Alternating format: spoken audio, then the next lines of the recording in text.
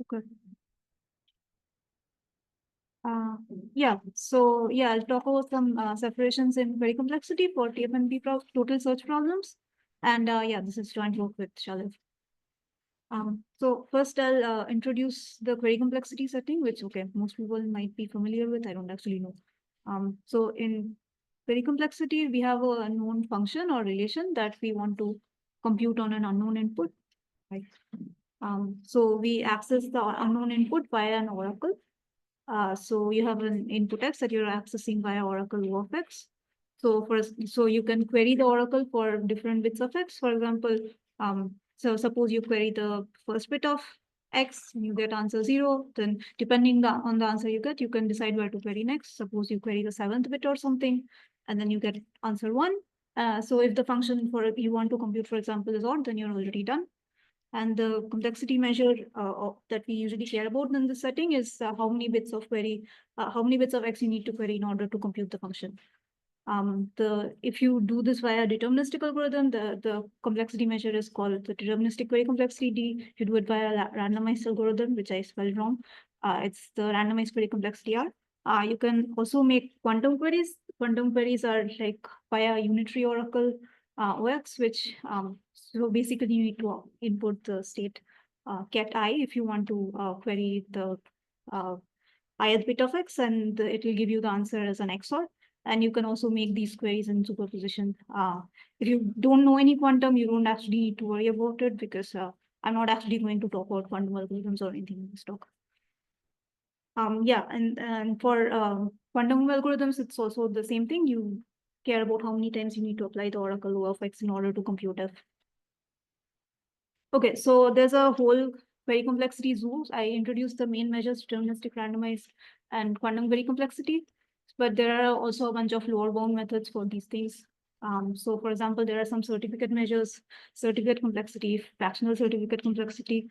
These are lower bounds for deterministic and randomized query complexities. There are also some block sensitivity measures as block sensitivity, fractional block sensitivity. There are also some critical versions of these measures, but okay, we don't really need to worry about that. There are some adversary measures. There's a classical adversary bound, which is the lower bound for randomized query complexity. Then there are two main adversary bounds, the positive weights adversary bound and the negative weights adversary bound, which are both lower bounds for quantum query complexity, and the negative weights adversary bound is actually tight, so it's in fact equal to quantum query complexity. And then there are some degree measures. There's exact degree, there's approximate degree, and there are two measures written here which are not super commonly used in query complexity, but they're like basically conic, what you can call non-negative degree, or it's also called conical junta degree. So instead of polynomials, you have like conical juntas, which are non-negative linear combinations of like conjunctions, I guess. And so it can be non-negative two-sided or one-sided, and there are two corresponding measures. Oh, okay. The bottom was actually important. 1 second, I'll try to move this. The measures are related like this basically. So the biggest measure is deterministic query complexity. Then R and Q are both smaller than this, and all the lower bound methods are related like this. In this talk, mainly we'll talk about like randomized query complexity, quantum query complexity, degree, this non-negative degree, and and the adversary bound, I guess. Yeah. When like this fault order, if you cannot compare them, does it mean you don't know the comparison or they are not? I think if you can't compare them, I think in most cases you can give separations both ways. Yeah. So I forgot to clarify in this diagram, if something is below connected to something above it, that means it's a lower bound. And the relations I've written here all hold for partial functions as well as relations, except for the ones in red, which only hold for partial functions, and we don't know if they hold for relations. Okay. So all these measures that I defined, they're polynomially related for total Boolean functions.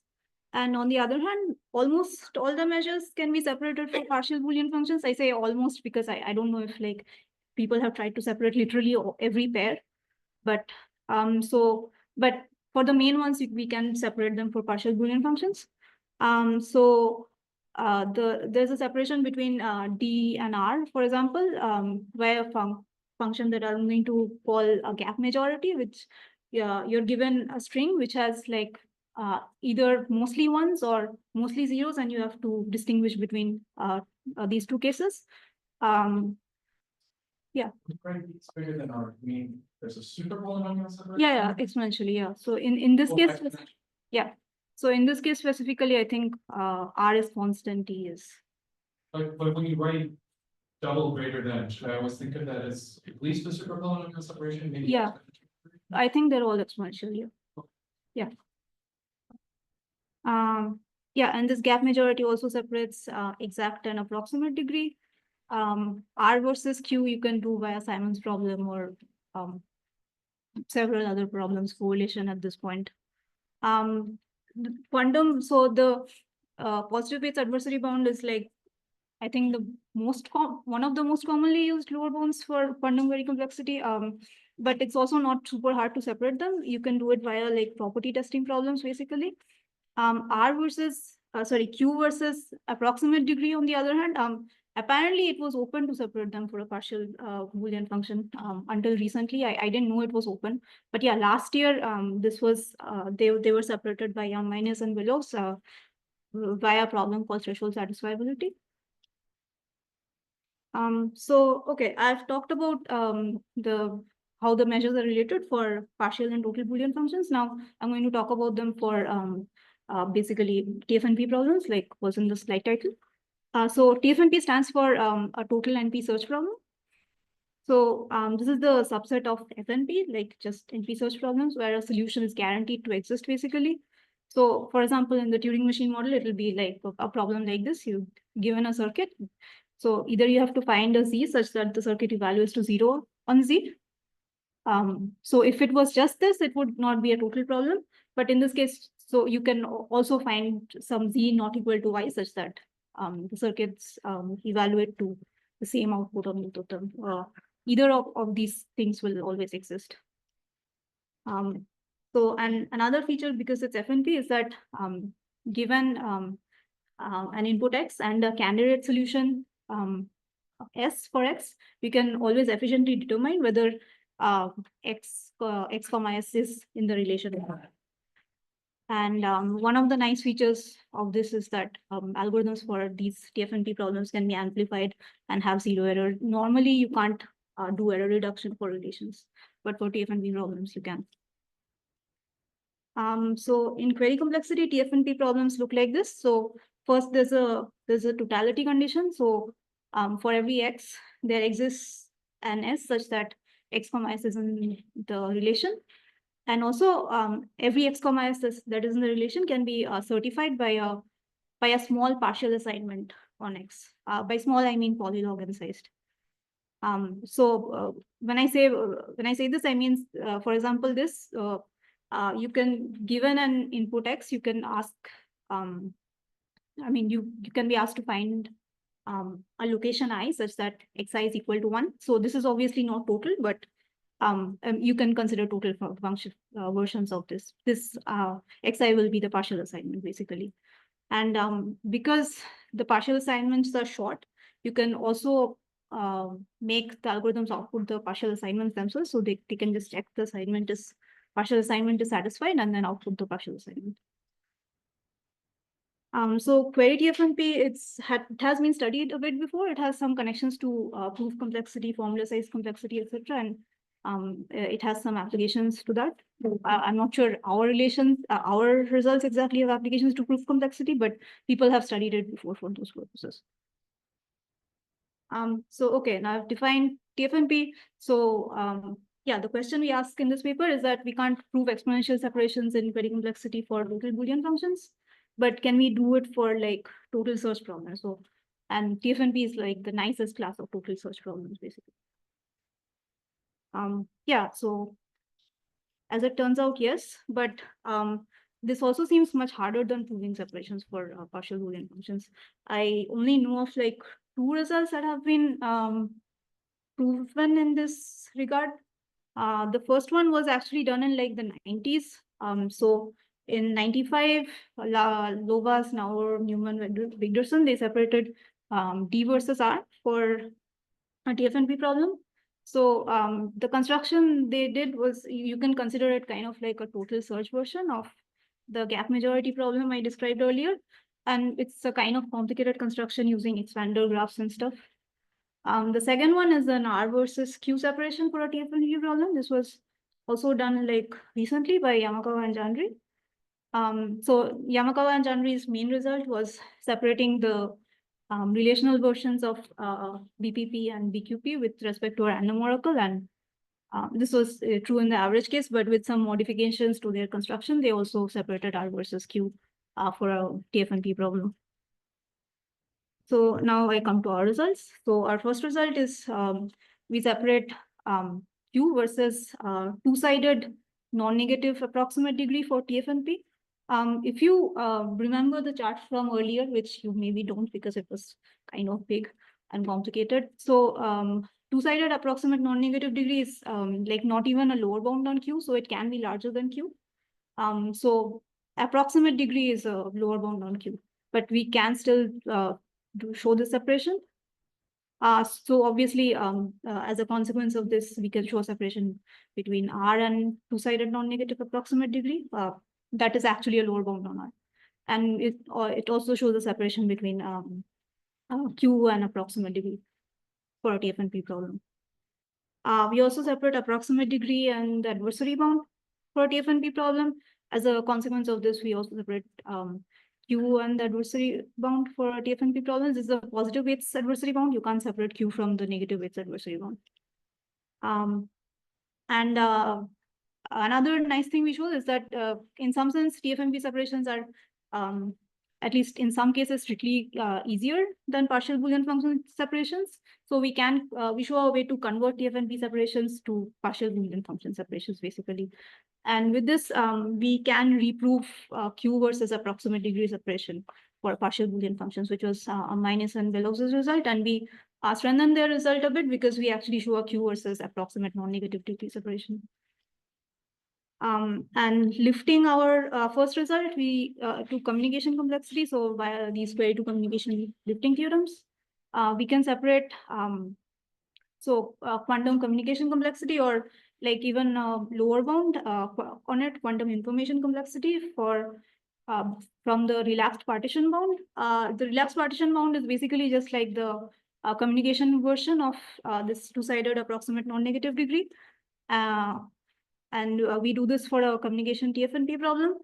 We can also do it for a partial function, but the partial function, we can only do it for R and not Q because of some, basically there is no lifting theorem for Q, and we need to do some tricks to lift it basically. So for communication, I think previously even a separation between R and the relaxed partition bound was not known previously. The best separation of this type was for a total Boolean function. Chattopadhyay, Mande, and Shalev had previously shown a separation between randomized communication and one-sided non-negative rank, approximate non-negative rank. So basically, the relaxed partition bound is kind of a two-sided approximate non-negative rank, whereas this is one-sided non-negative rank. And specifically, the total Boolean function, they showed the separation for, it had large two-sided non-negative ranks. So it didn't separate these two measures. But also, I mean, our result is not comparable to this because ours is for a TFNP problem, not a total Boolean function. Okay, now I'll talk about how we prove the first thing and the third thing in a bit more detail. So before doing that, I'll define degree measures for relations.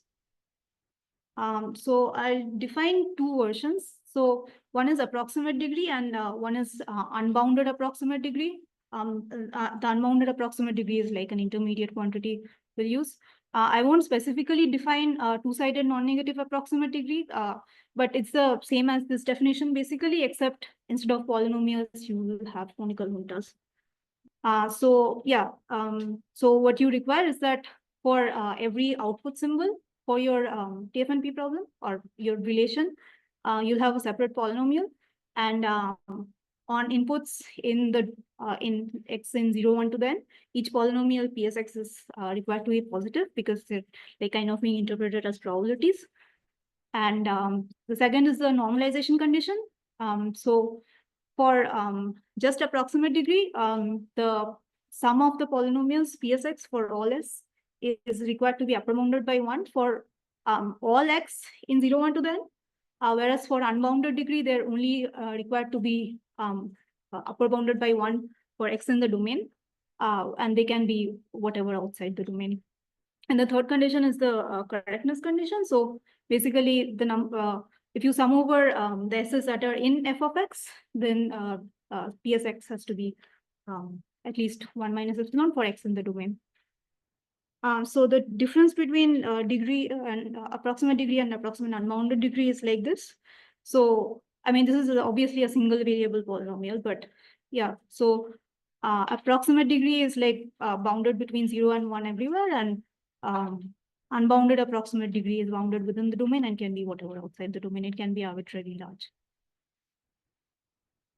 Okay, so the way we show this Q versus approximate degree or approximate two-sided non-negative degree is this. The main trick is we actually convert a separation between approximate degree and unbounded approximate degree to a separation between Q and approximate degree for a TFNP problem. And as it turns out, it's actually very easy to separate approximate degree and unbounded approximate degree in like any model. So for example, you can take this function, promise or, where you're promised you have a string which has either 1, 1 or no ones. So, and this problem promise or, you can show that the approximate degree of this function is still square root n. But the unbounded approximate degree can be just 1. You can just take this polynomial x1 to x1 plus 2xn. So obviously this polynomial for any general input can be quite large. It can be as large as n. But if you're promised that there is only 1, 1 or 0 ones, then it is either 0 or 1. So I said we are converting a separation between degree and approximate degree and unbounded approximate degree. So there need to be some mild conditions needed for this separation. So the first condition is that the unbounded polynomial that we consider, it has to be bounded almost everywhere except for like some small fraction of inputs, so 2 to the minus omega n fraction of all the inputs. And the parts where it is not bounded, it can't be too big. It has to be like at most quasi-poly and on the bad inputs. So for example, the unbounded polynomial for promise or does not satisfy these conditions because it is in fact unbounded almost everywhere. So once we have a separation between the approximate degree and unbounded approximate degree like this, we'll use a re-randomizing trick that was introduced by Yamakawa and or used by Yamakawa and Janri at least in their separation between R and Q for a TFNP problem. So, okay, I'll assume that I have a separation between degree and approximate degree and unbounded approximate degree that satisfying the conditions that I listed in the previous page. So you have some relational problem that is approximated by polynomials that are bounded almost everywhere. So this is for a function f. Now I'll define a new function f prime. So the new function, the outputs of the new function will be the outputs of the old function, which I denote by some set sigma times the entire set of strings 0, 1 to the n actually.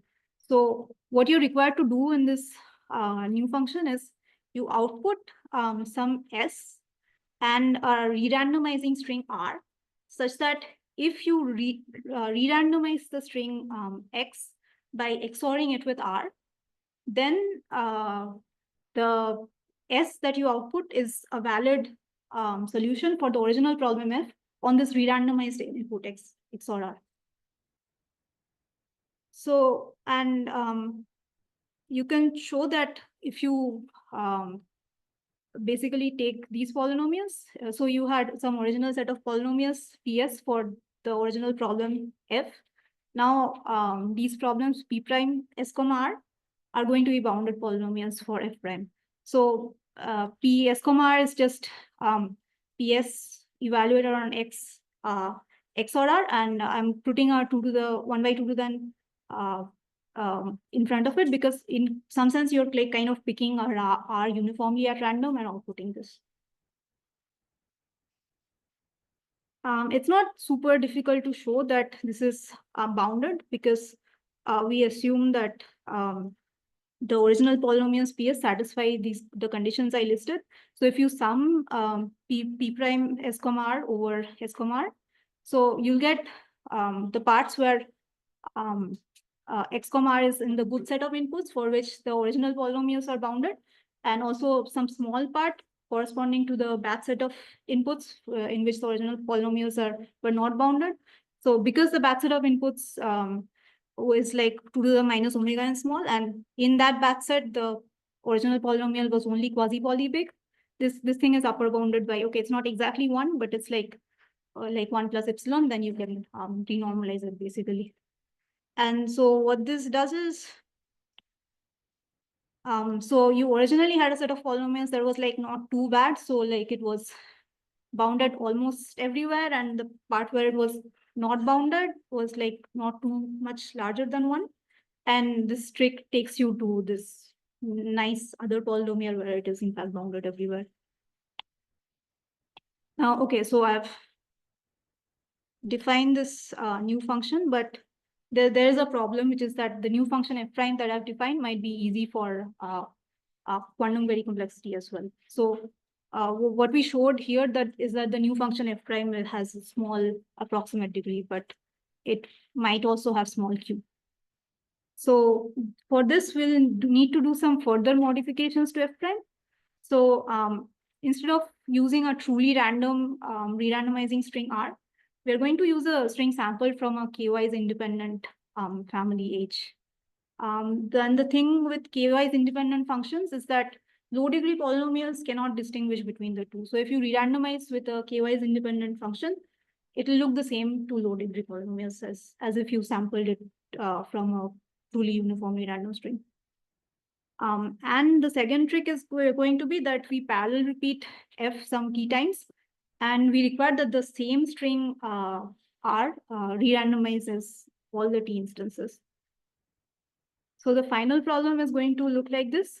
It's going to be parameterized by a family of k-wise independent functions H and T, which is the number of times you repeat it.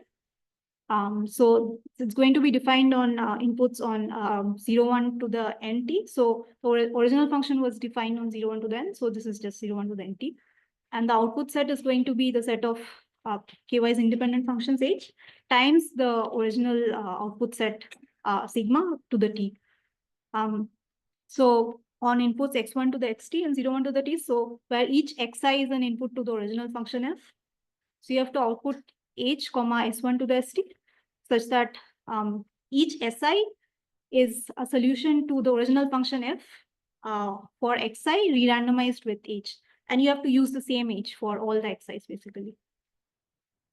Okay, if you do this trick, it's not super hard to lower bound quantum very complexity for the new function FHT. But you do need some conditions. I write conditions 3 and 4 because we previously needed some conditions 1 and 2 for the approximate degree, basically. So the third condition here is that F must be hard for quantum very complexity under the uniform distribution. And also F must have a direct product theorem for quantum very complexity under the same distribution. If you have these conditions, then the lower bound for quantum very complexity is not actually super hard to show. So basically, when x1 to xt are uniform, then the probability that a quantum algorithm computes the original the direct product, direct sum of the original function, basically f to t times, on these t inputs, x1 plus h to xt plus h for some fixed h is 2 to the minus omega t. This is just because of the direct product theorem. And the way we've defined this function f h comma t, the algorithm succeeds if it can compute f t times on x1 to the h to xt to x1 plus h to xt plus h for any h in the set of k-wise independent functions. So basically, because for some h, for any fixed h, the success probability is to do the minus omega t. By the union bound, you can just upper bound the success probability for any h by the size of h times minus omega t. And the thing with k-wise independent functions is that h can be made small enough such that this success probability is small. And the specific function we instantiate this is this basically we call this an and or search problem. So the function is like this. You have the input length is n square log n by 2. So you have n square blocks of size log n by 2, and you consider ands on each of the log n by 2 size blocks. The problem is that given an x, which is an 0 into the n square log n by 2, you have to output an I in n square such that, so there are n square blocks of ands, right? So you want to output an I such that the ith AND gate on this ith block of x's evaluates to 1. And we can have nice polynomials for this. So as it happens, this is a conical Hunter polynomial, which is that the polynomial corresponding to the output n is just like the an and evaluated on the ith block of x, basically. This is the and of size log n by 2. So it's just a product of all the x's, and this is a conical Hunter. And it's and also its degree is small because the and in the, I mean, it's an and of only log n by 2 size, log n by 2 many bits. So we also need to renormalize this a bit. I'm renormalizing by 1 by 3n, just because the polynomials all need to add up to less than 1 for most of the inputs.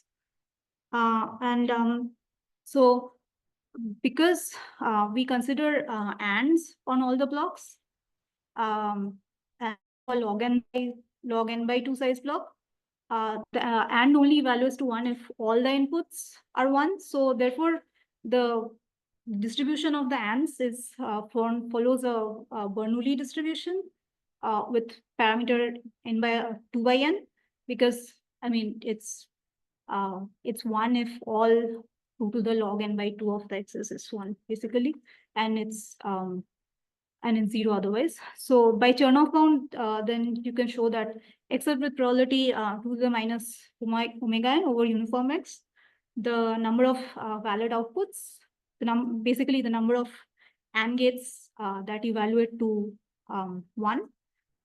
So this is within n and 3n.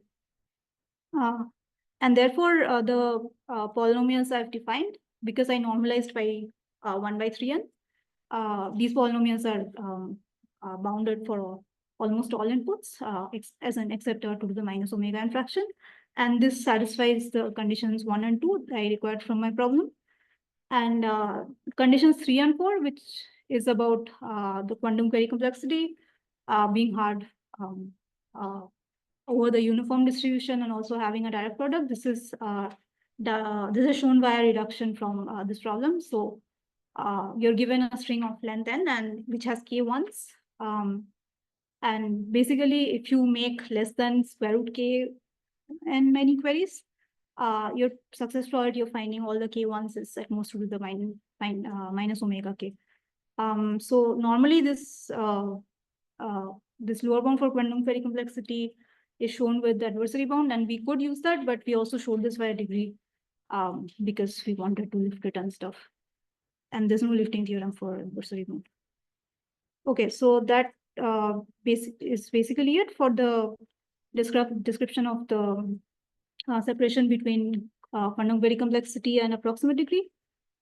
Now I'll talk a bit about how we convert TFNP separations to partial Boolean functions. So the result was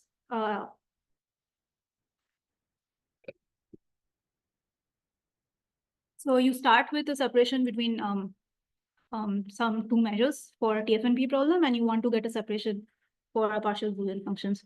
So we assume we have a TFNP problem, f defined on 0, 1 to n, and it has an. So I mentioned earlier that you can take the outputs of a TFNP problem to be certificates themselves, and if you recall, the certificates are polylog n sized.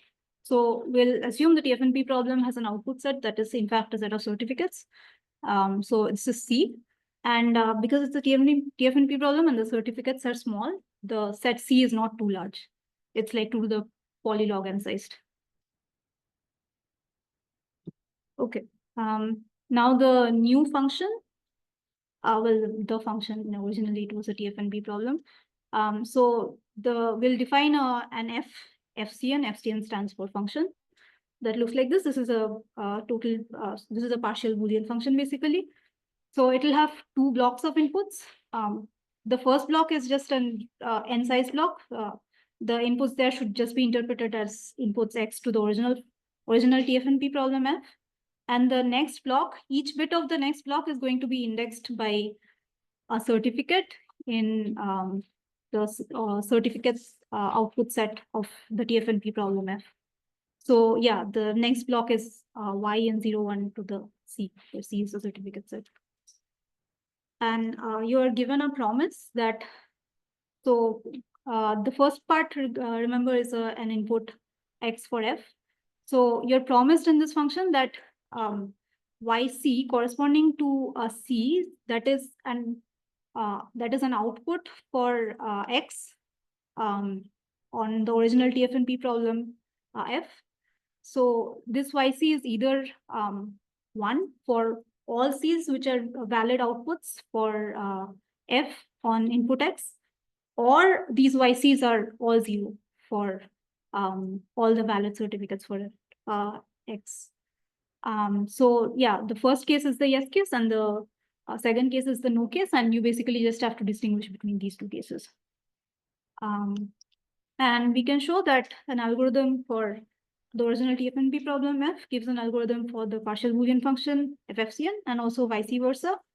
Basically, the idea is, so you, for example, if you want an algorithm for FFCN from an algorithm for f, you just solve the original TFNP problem f on the x part of the input, and then query the certificate that you found. Basically, this should work because the original your original algorithm works. And the second, the other direction is also not too hard. Basically, you can show that if you've solved FFCN, then you must have queried a certificate somewhere, the location of a certificate somewhere, and then you can find that and output that for F. So this is why we can show that D and R of F and FCN are basically the same.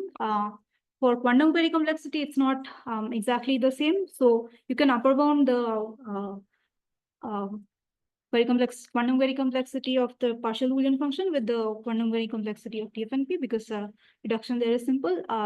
For the other direction, you need to do the hybrid method basically, and it's not perfect. Therefore, we get a cubic blow up. For the other measures, so we can upper bound the approximate degree of the partial Boolean function with the approximate degree of the the approximate degree of the original TFNP problem f, and this also applies for conical Hunter degree and so on. We can't really do the other direction. It might not, in fact, be true. And for adversary bounds, on the other hand, we can do the other direction. I think this is just because adversary bounds for relations are just weaker than adversary bounds for Boolean functions. So we can lower bound the adversary bound of the partial Boolean function with the lower bound with the adversary bounds of the original TFNP problem, but not vice versa. But this is basically enough to reprove So to get partial Boolean functions of all the separations we proved. And this reproves the separation between Q and approximate degree due to Ambainis and Belovs. Okay. So, okay, we proved several separations for TFNP problems, but there are other separations that we don't know how to show for TFNP problems. So we put out the paper. The first separation I wrote here, we got an email from Mika Goose yesterday. This first separation, I state as an open problem here may in fact be solved. So yeah, the first one I state here may be solved, but so the first one is like a separation between exact degree and R, or exact degree and approximate degree. Yeah, this might be solved, but you can separate, potentially separate R and exact degree or R and exact quantum very complexity in both directions because they're incomparable. I think the second direction is still open. We don't know how to do that. And also, there's this, we use this measure two-sided conical Hunter degree or two-sided non-negative approximate degree. We don't know how to separate this from just, negative approximate degree, just because the conical Hunter degree is basically not very studied. Yeah, so it would be nice to separate this for a TFNP problem.